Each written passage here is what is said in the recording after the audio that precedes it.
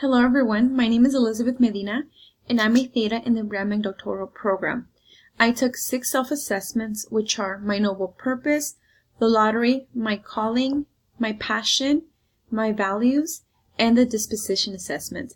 These assessments helped me analyze what I value and how this formulates in understanding the transformational leader I aspire to become. In completing my noble purpose, a strength I identified is a true and strong passion to create a positive work environment. I want people to truly find meaningfulness in what they do. Taking the assessment, the lottery, I assessed a need to continue to develop myself as a leader so that I can expand it to starting a business where I have the freedom to run it as the leader I intend to be and having the funds to do so.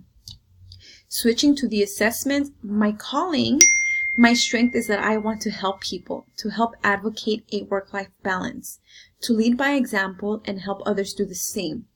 I found through my passion assessment that I feel energy and empowerment when I can help others, either through providing knowledge or providing resources so that they can continue to develop themselves. Through these assessments, it was easy for me to formulate my values, which are accomplishment, stability, freedom, wealth, and personal development.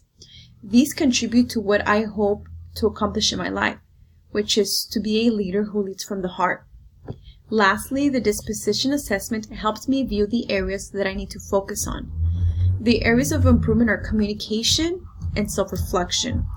For me to develop into the leader I aspire to be, I need to learn to communicate appropriately with different and multiple audiences and learn to take feedback constructively.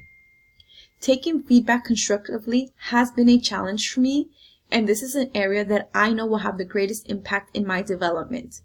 To conclude, these assessments have allowed me to view commonalities in my purpose, calling, and passion, as well as identify areas to improve to become an authentic leader who leads from the heart.